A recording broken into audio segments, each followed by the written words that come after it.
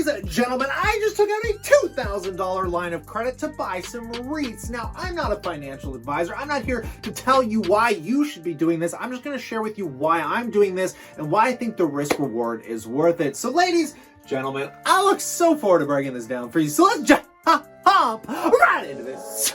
Drop it.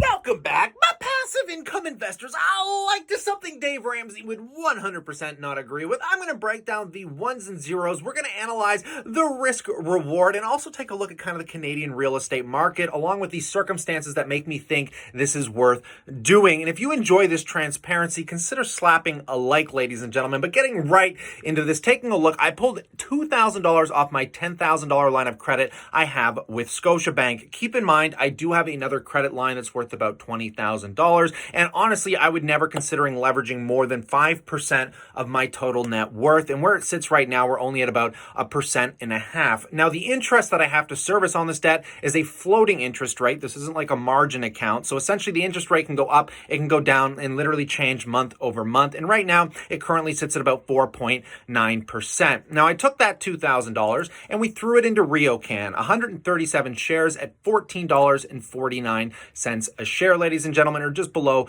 $2,000. Taking a look, the dividend yield says 9.6%, but that is not accurate. It is $1.44 annually. So let's just go into the accurate information on the back end of the transaction. And taking a look, I'm actually getting $197 or 9.94%. If we take that dividend, that's an annual yield that will be paid out monthly. So let's divide it by what we would get paid monthly, which would be $16.44. So that is what we're going to have essentially to service the debt. And if we look at that 9.9% interest against that 4.9, that means I am getting an extra 5% in my pocket at the end of the year. So let's take a look at the amortization and exactly how this credit has to be serviced. So essentially borrowing that $2,000, paying it back once a month at a 4.9% yield with an amortization, it would take about 14 years if I'm paying it back at $16 and roughly 44 cents a month. Now, my kind of strategy with this is essentially I'm not going to be using any of my own capital, any other capital I'm getting. This is its own little experiment. It has to service itself. So, I mean, essentially, we're going to be taking that dividend yield and forever paying it back on that interest rate every month. And I'm hoping within 1 to 2,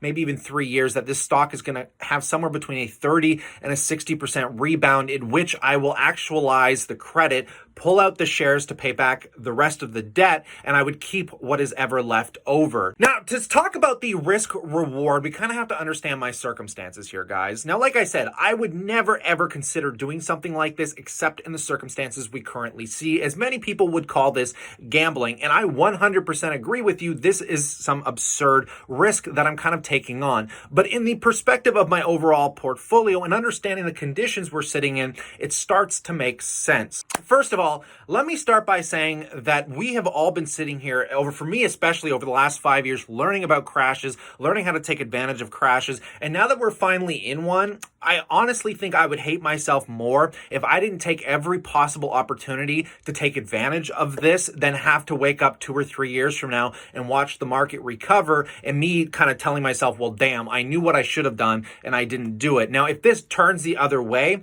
we're going to talk about the downside risk just really quick so people understand kind of what I'm approaching here. So essentially, there's only a few really large risks associated with this. And the first one is the floating interest rate, because there's nothing saying that interest rate couldn't go back up, starting to eat into my returns and really expanding on this amortization rate. The second thing, guys, is the equity share fluctuation, because obviously I think REI.un is undervalued here. You can have your own opinion on this. I'm not going to be breaking down this stock. I've done it many times in the past, and you can go look up those videos. So, I mean, the equity has a real potential that something really bad happens with this pandemic, things get worse, and the equity drops, say 50%, they do a dividend cut, and then I'm in trouble. Now, if something like that were to happen, yes, I would have to consider liquidating the shares and just taking the loss. I have to be extremely pragmatic about this investment because, yes, I have to realize when things aren't going the way I want them to, and I'll find out over the next couple of quarters here, well, REI.un starts kind of introducing more information. But as it sits right today, I think the risk-reward value on the equity side is totally there, and I see it having a much higher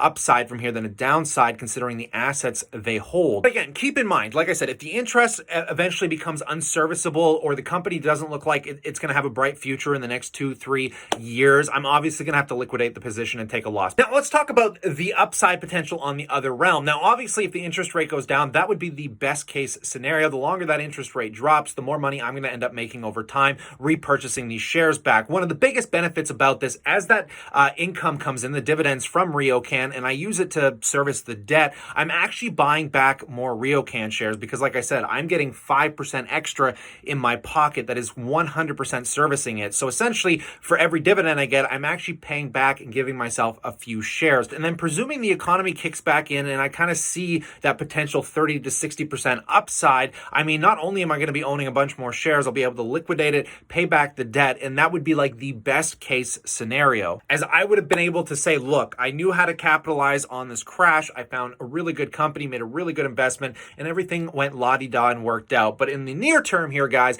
there's a very good chance that it's probably going to go down before it's going to go up, which is why I started very small. So essentially the next dividend coming in I believe is June 7th. So when that dividend comes in, I'm really going to gauge it out, make sure everything's kind of functioning the way I want it to, and then I plan on scaling this position up, presuming the stock continues to drop a little bit from here. It'd be nice to start getting it in and over that 10% range, which is pretty much where it's sitting right now. But let's take a quick peek at the Canadian real estate, because this is where a lot of the fear comes in with these REITs. Is there a chance that the housing market could crash before this year is over? There's a lot of fear with unemployment through the roof, a lot of fear with banks, doing all these deferrals, trying to save people from defaulting on their loans. A lot of this is some scary information. So I want to read you this quick Motley Fool article that I just found really funny and kind of bipolar, because that's how everybody kind of feels about the current state of the Canadian real estate market. For the last decade, well, it was remarkable for the Canadian housing market as it climbed higher and higher. Toward the end of 2019, there was much speculation about the housing bubble that could witness an imminent burst. With CV hitting the country's economy hard, it shouldn't be too much of a leap to believe that the housing market crash is likely to occur.